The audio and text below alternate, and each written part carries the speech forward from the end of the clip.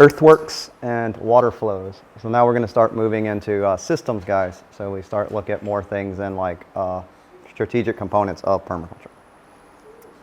So the sustained flow of rivers is truly remarkable considering that precipitation is an unusual event in most areas of the Earth. Few storms last more than a few hours, yet rivers flow throughout the year. The sustaining force of flow is effluent groundwater. So that's what we're going to be looking for today, or looking at how we can passively harvest more effluent groundwater to stay within our property. Understanding water as energy. The longer that energy will stay within our property, the more potential yield that we can derive. So that's from the Permaculture Designer's Manual. From figure 7.1 from the Designer's Manual, Bill Mollison gives a very macro overview of basically the global water cycle. How does water move within the earth? Functionally, most of our water that is going to rain onto our land is actually evaporated from the oceans. So the oceans have evaporation, drive storm events. The storms come on land, rain. Okay, we get also transpiration from trees. So trees are pumping back water into the air, which some of that goes back offshore. Others is going to rain. We get storages in ponds and rivers that we can see. Also groundwater storages, which would be like accessible, and an aquifer storages, which would be long-term or called deep storages. And there's always a base flow from aquifers and groundwater into the oceans. A lot of the base flow is actually under the sea. So like if you went out, if we had lowered the sea level 100 meters, you may actually see the base flow coming out into the water. So that's fresh water entering in to the ocean. Sometimes we see base flow coming out above. That would be a river. So if the sea level rises, in some instances, the sea level will go above the base flow. So there we go. That's what we're going to look at. But if we look in a permaculture viewpoint of water, water is the primary selection factor for land use. So if I want to grow something on my property, it'd be very difficult to perform agriculture in any way, or any kind of sustainable agriculture, without water. So the value of land must be assessed on its ability to yield potable water. Now that can be from rainwater that catches it. It might be from a river or stream. That's also a bonus if you can have that. So an adequate and well distributed, or above all reliable rainfall has a minimum of 80 centimeters per year. If you have less than that, you'll have more evaporation from the sun's radiant energy than you have transpiration, and you would have what's called a dry lands or desert condition. So deserts typically having less than 80 centimeters per year. The ability to hold water as dams. So if we can look at a property and we see topography, and we're going to look today to move towards identifying key points in the landscape. So how do I look at topography, identify the key point where I could put a dam? So if I'm a designer, I would be able to say, wow, I could install a dam there. And if I do that, I would be able to capture water in the landscape. If I have water held in the landscape, now I have potential energy, and I can use it for different functions. Whether that would be providing micro hydro for my home, watering my garden, watering livestock, any of these things that I might want to use the water for. But if I can't capture the water, can't hold it, I won't be able to perform any usages. So a lot of the properties we're going to look at later, actually permaculturalists are targeting, would look at properties that would have been a forest at some time in the past. People have come in, they've cleared the forest, they turned it into a grassland situation, they've installed herbivores, and the trees basically without water harvesting techniques won't grow back. So at this instance, if I go there, I can identify where I could store water. I can change either back to a horticultural situation, trees or agroforestry, or I could grow vegetables if that's the thing I want to do. But without water, you're not able to grow those types of plants. So we need to do that. That's why we're going to look at it. Stream flow on site is always a bonus, but people also pay for that from an aesthetics point of view. Look at this property, there's a nice stream. They may not even use any of the water for agriculture, but they're still going to pay a premium for that.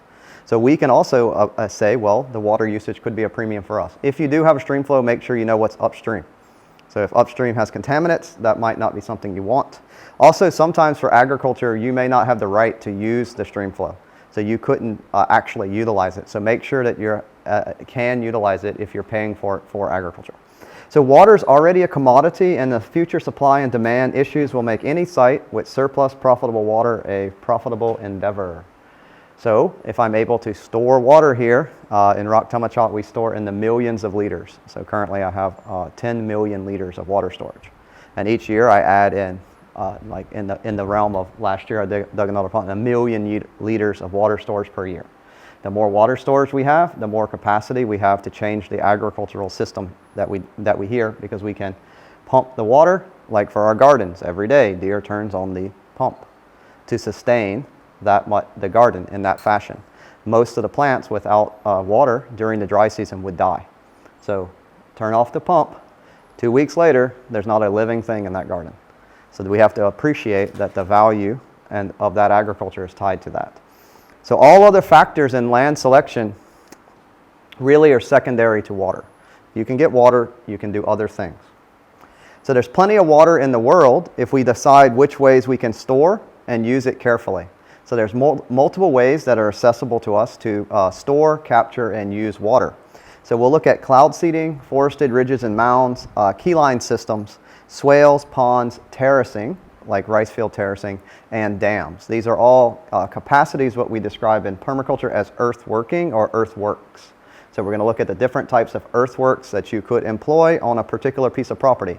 Very few or no properties would allow you to, would really be able to use all of these different ones, right? So you're going to have to, will identify or learn how to identify which property topography allows for each different type of earthwork. So can we make it rain? Cloud seeding and tea dust. So yes, we can. In Thailand, the king of Thailand employs the Air Force. They have 6 planes that every day fly, and they spray silver iodine into the air, which is they take silver, like actual silver, like you'd have a bracelet. They basically dilute it into weak acid, and it comes into basically molecules of silver. They aerate that into the air. That forms a nucleus for the raindrop to form and fall. Why do they need to do that? They cut down most of the trees. So Thailand is one of the few countries in the world that actually did cut down 80% of the tree cover in the country. So they now, and at one time had a protection that you could not cut down a tree, it was illegal. You could not own a chainsaw, it was illegal. You could not own a table saw, it was illegal. You could not own a skill saw, it was illegal. That's now changing. They're planting, they've gone through 20, 30 years of planting trees, so they're getting some tree cover back. But still, wood in the market costs more than steel.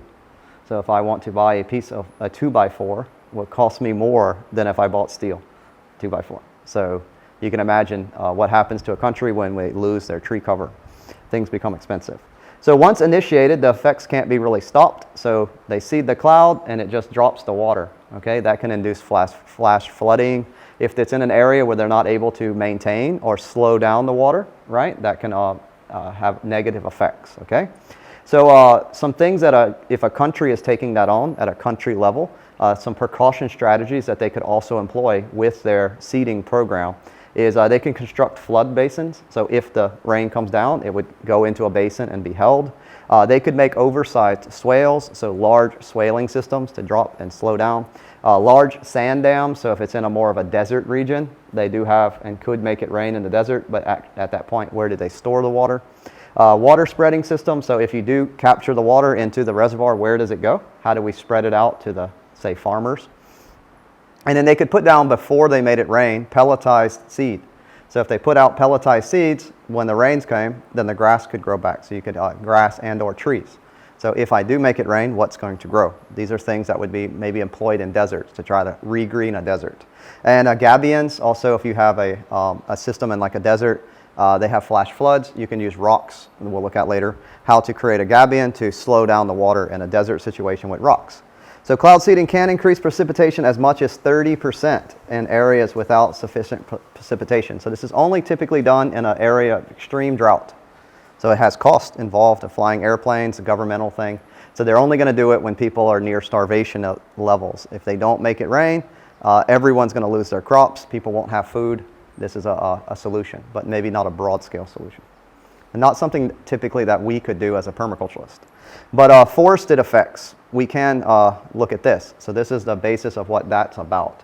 The reason they're having to do that is because if we go and look at ridges and mounds in topography, people cut down the trees. So typically when the wind goes across a ridge and it has a tree on it, the wind goes over the trees. The tree has a bacteria that lives on the leaves. That bacterium comes into the air, seeds the water, so the water has something to form onto to create a nucleus, and the drop falls.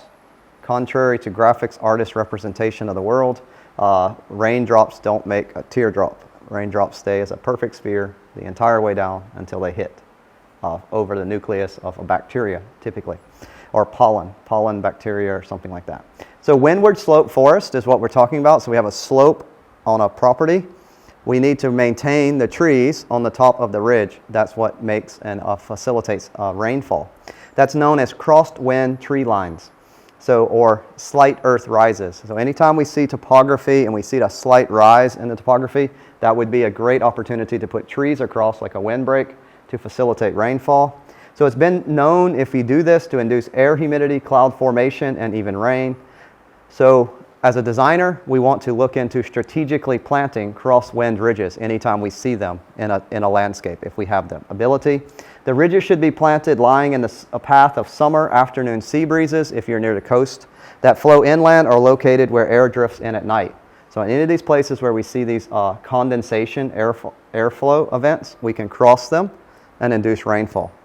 The non-clearing of these trees from sites is probably the most relevant strategy for the average permaculture designer or practitioner. So if you go and you want to design a property, do not clear crosswind ridges. If you do that, you will affect the rainfall pattern, and that's going to be one of the worst things you might do. So if there's trees on a crosswind ridge, leave them in place. In a macro view, this is what you may see wind or storm events coming off of the ocean hitting this ridge. This is a mountain, okay? Obviously, it's very few places that the mountain's that close or that high to the wing. And it goes up, the rainfall falls down. What is this called?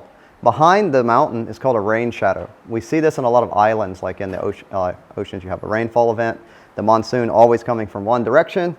There's an island with a slight mountain or rise. The rain falls, and on the backside, it's a desert. So one side, tropical, one side, desert, okay?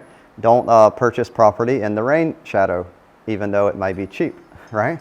You may have a really difficult time because it may not rain at all. And so this is something to think about. So forested effects, so assess trees for rain producing and water catchment effects. So we can look at different trees in different biomes where you're from. Your biome is the area and the trees that would live within your location. We can research trees that would be better at producing rainfall. They would have more, let's say, relationships to the bacteria that produces rainfall than other trees. So we want to look at their ability to provide rain nuclei. We want to look at the rainfall effects from forested ridges if we were to put those on our property. And the total effect of the forested catchment area if, for instance, governments and the Australian government has made it illegal for anyone to cut down trees anymore in Australia on forested ridges. The sad part was that they informed everybody of their decisions, and then the people went and cut down lots of trees prior to the law being enforced. But hopefully from now on in the future, nobody will be able to do that.